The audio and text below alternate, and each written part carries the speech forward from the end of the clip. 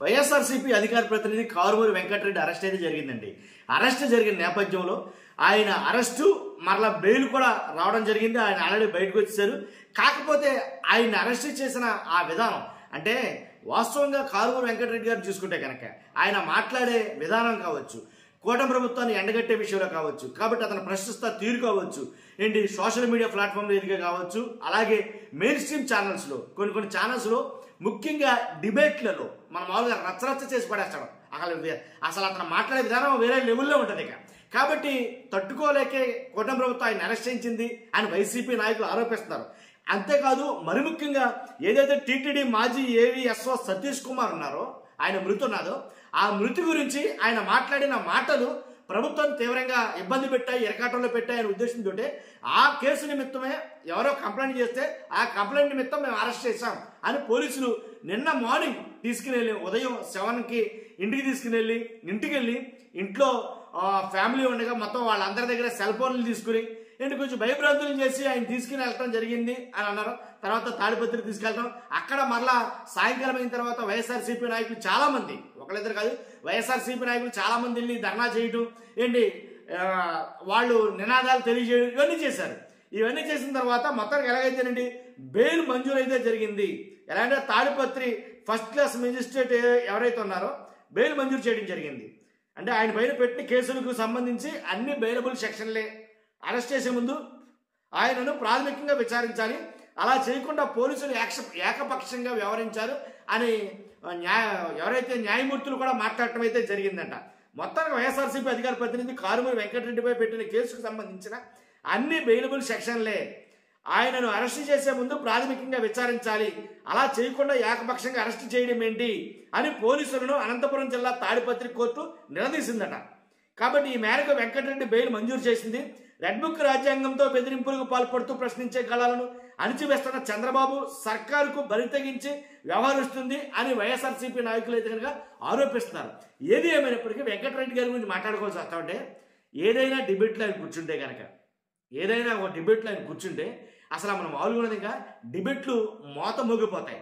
ఇదైతే నేను చెప్పగలను, నేను చాలా డిబేట్లు ఆయన చూశాను కాబట్టి. తర్వాత ఈయన అరెస్ట్కి సంబంధించి ఏదైతే టీటీడీ మాజీ ఏవీఎస్ఓ సతీష్ కుమార్ ఉన్నారో అది కాదు మెయిన్ ఇంపార్టెంట్, ఒక కీలక వీడియో ఉంది అని అయితే మాట్లాడుతున్నారు. ఆ కీలక వీడియో ఇప్పుడు నేను పెట్టబోయేదేనా, నేను మాట్లాడటం ముగిసిన తర్వాత ఒక వీడియో పెడతాను. ఆ కీలక వీడియో వల్లనేనా, దానివల్ల అరెస్ట్ చేశారా? ఏదైతే చంద్రబాబు నాయుడు గారు కావచ్చు, అలాగే లోకేష్ గారు కావచ్చు, అలాగే మిగిలిన నాయకులకి ఆయన ఒక అల్టిమేట్ ఒక వార్నింగ్ అయితే జారీ చేశాడు ఆయన కారుమూరి వెంకటరెడ్డి గారు. ఏంటో వార్నింగ్ అంటే, మీరు ఎలాగో సంక్షేమ పథకాలు అమలు చేయట్లా, మీరు ఎలాగో అభివృద్ధి అమలు చేయట్లా, కానీ మీరు ఏమీ చేయట్లేదు కాబట్టి కనీసం మీరు జైళ్ళన్నా బాగు చేయించుకోండి. మీరు చంద్రబాబు నాయుడు గారు అలాగే లోకేష్ గారు జైళ్ళన్నా బాగు చేయించుకుంటే దాంట్లో మీరు ఉండాల్సి వస్తుంది అని కొన్ని మాటలైతే మాట్లాడాడు ఆయన ఒక వీడియోలో. అయితే అందు గురించి ఇంకా ఎక్కువగా ఈయన అరెస్ట్ చేయడానికి గల కారణం ప్రధానమైన వీడియో ఏదైనా ఒక వీడియో నిన్న నుంచి సోషల్ మీడియాలో తెగ తిరుగుతుంది. కాబట్టి అదే నాకు కారణం అని నాకు అనిపించింది అన్నమాట. మొత్తానికి ఏదైతేనండి ప్రభుత్వం చెప్పిన కారణం అంటే పోలీసులు చెప్పిన కారణం ఏదైతే వెంకటరెడ్డిని అరెస్ట్ చేయడానికి ఇంటికి వెళ్ళినప్పుడు ఆయన సతీమణి గారిని ఎందుకు అరెస్ట్ చేస్తారో, కనీసం నోటీసు కూడా ఇవ్వకుండా అరెస్ట్ చేస్తారో, ఎంత దారుణంగా అరెస్ట్ చేస్తారండి, దేని గురించి అరెస్ట్ చేస్తారో, ఏ కేసు దేనికి సంబంధించింది అనేది నోటీసులు ఇవ్వాలి కదా అని అంటే కనుక వాళ్ళు ఒక మాట అయితే చెప్పారంట. నోటీసులు ఇవ్వలేదు, కానీ నోటీసులు ఇవ్వకుండా అరెస్ట్ చేయడం కరెక్ట్ కాదు, అయినా నోటీసులు ఇవ్వకుండా అరెస్ట్ చేసే ముందు ఒక మాట అయితే చెప్పారు అని వాళ్ళ సతీమణి గారు చెప్తారు. ఏంటంటే ఏదైతే టీటీడీ మాజీ ఏవీఎస్ఓ సతీష్ కుమార్ గారి మృతుందో దాని మీద ఆయన మాట్లాడాడు అని అయితే కనుక, దాని మీద వెంకటరెడ్డి గారు ఒకళ్ళు మాట్లాడటం ఏంటండి, చాలామంది మాట్లాడారు. వాస్తవంగా అయితే కనుక చాలామంది మాట్లాడారు. ఏంటి, టీడీపీ వాళ్ళేమో వైఎస్ఆర్సీపీ వాళ్ళు చంపేశారని చెప్తున్నారు, వైఎస్ఆర్సీపీ వాళ్ళేమో టీడీపీ వాళ్ళే చంపేశారని చెప్తున్నారు. కాబట్టి ఆ విషయాన్ని మీడియా ఛానళ్ళు పబ్లిష్ చేశాయి. మీడియా ఛానల్, ఒక వర్గానికి సంబంధించిన మీడియా ఛానల్లో వైఎస్ఆర్సీపీ నాయకులు చంపేశారు, లేకపోతే బాబాయ్ గొడ్డలు ఏదైతే ఉందో ఆ గొడ్డలతో చంపేశారు, ఇలా రకరకాలుగా అయితే కనుక కొన్ని మీడియా ఛానల్లో ప్రమోట్ చేసేది దీన్ని. మరి అలాంటప్పుడు మీడియా ఛానల్ని అరెస్ట్ చేయాలి.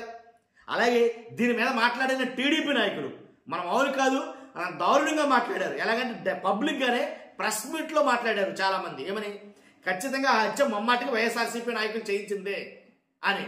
అసలు నిజంగా ఎలా అంటే ఒక మాటలో చెప్పాల్సి వచ్చాక కాబట్టి వాళ్ళు చెప్పినప్పుడు, వాళ్ళు మాట్లాడినప్పుడు వైఎస్ఆర్సీపీ వాళ్ళు హత్య చేశారని వాళ్ళు చెప్పినప్పుడు టీటీడీ ఏదైతే టీడీపీ నాయకులు ఎవరైతే ఉన్నారో, ఎవరెవరు మాట్లాడారో వాళ్ళని ఎందుకు అరెస్ట్ చేయలేదు? వాళ్ళని అరెస్ట్ చేయాలి కదా.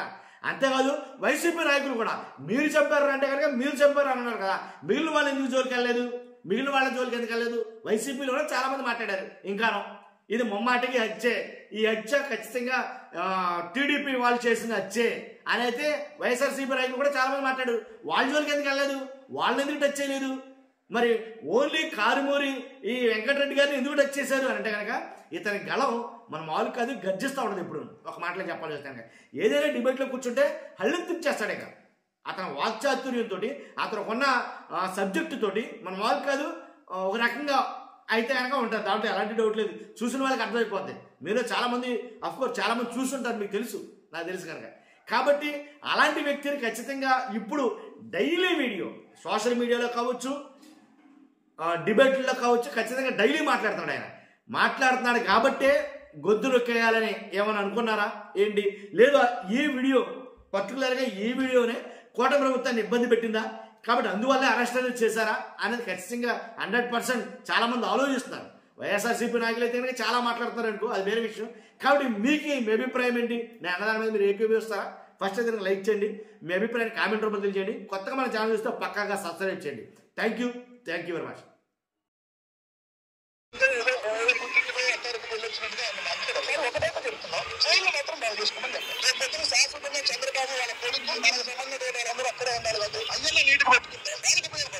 వైసీపీ అధికార ప్రతినిధి కారుమూరి వెంకటరెడ్డిని హైదరాబాద్ లో తాడిపత్రి రూరల్ పోలీసులు అరెస్టు చేశారు. టీటీడీ మాజీ ఏవీఎస్ఓ సతీష్ కుమార్ మృతిపై